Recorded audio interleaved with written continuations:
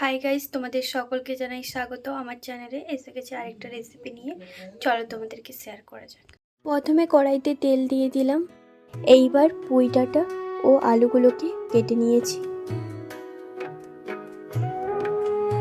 তেল গরম হয়ে গেছে, তাতে কেটে রাখা সবজিগুলো দিয়ে দিলাম। তারপর পরিমাণ মতো লবণ ও হলুদ গুঁড়ো দিয়ে ভালো মতো ভেজে নিয়েছি, যাতে সবুজ ভাবটা চলে যায়।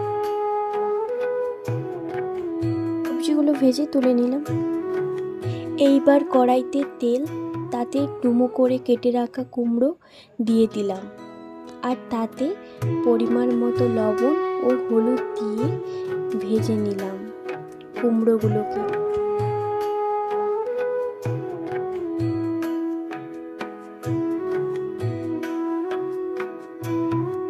আবার কড়াইতে বেশি করে তেল দিয়ে চিংড়ি মাছগুলো ভেজে নিলাম। ভেজে রাখা মাছের তেলের ওপর থেতো করা গোটা এলাচ, দারুচিনি, তারপর 2 টুকরো শুকনো লঙ্কা দিয়ে ভেজে নিলাম।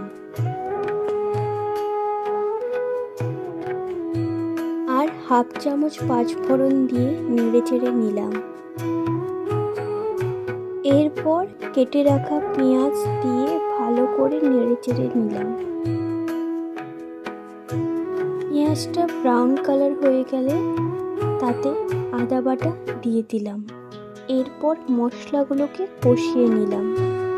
তারপর লঙ্কা গুঁড়ো, জিরে গুঁড়ো, পরিমাণ মতো ধনে গুঁড়ো ও পরিমাণ মতো হলুদ গুঁড়ো ও পরিমাণ মতো লবণ।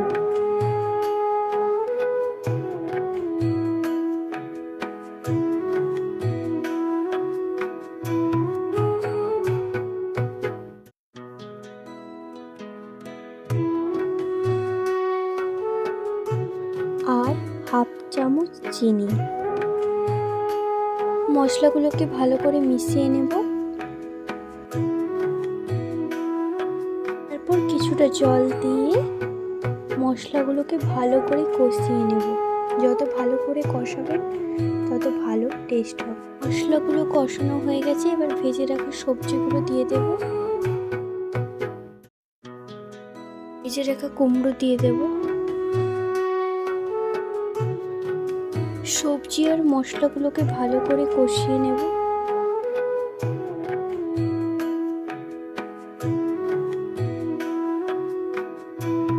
পরিমাণ মতো জল দিয়ে দেব, যাতে সবজিগুলো ভালো করে সিদ্ধ হয়ে যায়।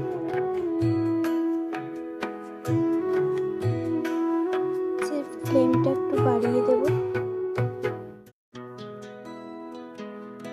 ভেজে রাখা চিংড়ি মাছ দিয়ে দেব। নামানোর মুখে একটু ভাজা মশলা দিয়ে দেবো, যাতে টেস্ট একটু ভালো হয়।